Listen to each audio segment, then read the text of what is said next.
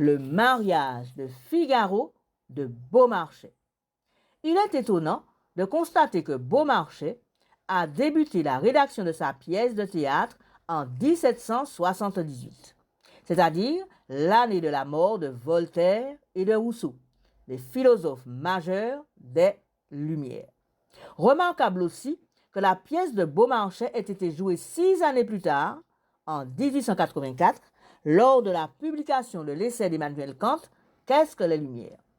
Dans cet essai, le philosophe définit l'esprit de son époque non seulement par la volonté qu'a l'homme de s'émanciper par le savoir, mais aussi par la remise en question de la société d'ordre qui autorise de nombreux abus à cause des privilèges accordés à la noblesse et au clergé.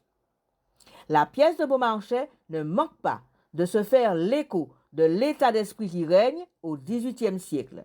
Non seulement elle se fait l'écho de la mutation que connaît alors la légitimation du pouvoir, on voit par exemple qu'à l'arbitraire de la loi du Seigneur, Figaro oppose le droit naturel fondé sur la raison. Le valet ne fait-il pas défendre ce droit naturel par le peuple, c'est-à-dire les valets, les paysannes et les paysans, qu'il réunit stratégiquement pour abolir le droit de cuissage imposé par le comte Almaviva?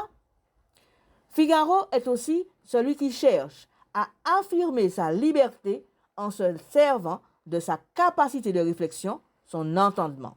Figaro est en effet celui qui ose penser par lui-même lorsqu'il s'autorise à élaborer un plan pour faire valoir ses propres droits.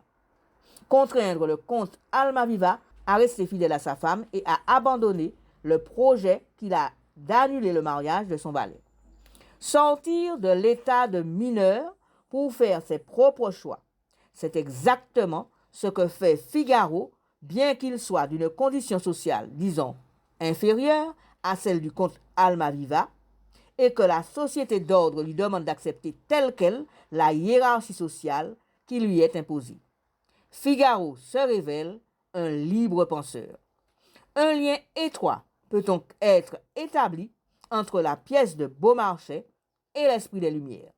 Voici d'ailleurs comment Emmanuel Kant définit les Lumières. Qu'est-ce que les Lumières? La sortie de l'homme de sa minorité dont il est lui-même responsable. Minorité, c'est-à-dire incapacité de se servir de son entendement sans la direction d'autrui. Minorité dont il est lui-même responsable, puisque la cause en réside non dans un défaut de l'entendement, mais dans un manque de décision et de courage de s'en servir sans la direction d'autrui. Sapere aude, ose penser. Aie le courage de te servir de ton propre entendement. Voilà la devise des Lumières. La paresse et la lâcheté sont les causes qui expliquent qu'un si grand nombre d'hommes, après que la nature les a affranchis depuis longtemps d'une direction étrangère, restent cependant volontiers, leur vie durant, mineurs, et qu'il soit facile à d'autres de se poser en tuteur des premiers. Il est si aisé d'être mineur.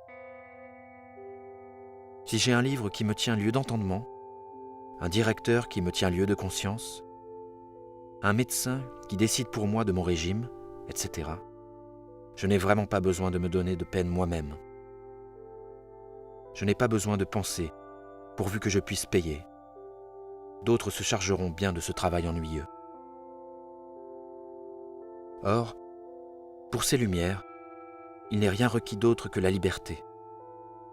Et à vrai dire, la liberté la plus inoffensive de tout ce qui peut porter ce nom, à savoir celle de faire un usage public de sa raison dans tous les domaines. Mais j'entends présentement crier de tous côtés « Ne raisonnez pas !» L'officier dit « Ne raisonnez pas, exécutez !» Le financier, le percepteur « Ne raisonnez pas, payez !» Le prêtre « Ne raisonnez pas, croyez !» Il n'y a qu'un seul maître au monde qui dise « Raisonnez autant que vous voudrez et sur tout ce que vous voudrez, mais obéissez !» Il y a partout l'imitation de la liberté. Mais quelle limitation est contraire aux Lumières? Laquelle ne l'est pas, et au contraire lui est avantageuse?